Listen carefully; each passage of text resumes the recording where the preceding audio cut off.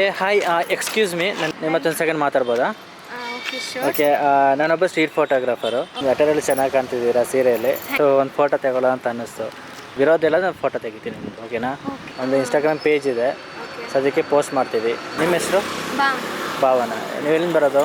ನಮ್ದು ಆ್ಯಕ್ಚುಲಿ ಚಿಕ್ಕಮಂಗ್ಳೂರು, ಮೈಸೂರಲ್ಲಿ ಓದ್ತಾ ಇರೋದು. ಹಾಂ ಹಾಂ. ಇವಾಗ ಎಲ್ಲಿಗೆ ಹೋಗಿ ಬರ್ತಿರೋದು? ಹಬ್ಬ ಅಲ್ವಾ, ಟೆಂಪಲ್ಗೆ ಹೋಗ್ತಾ ಇದ್ದೆ. Okay okay.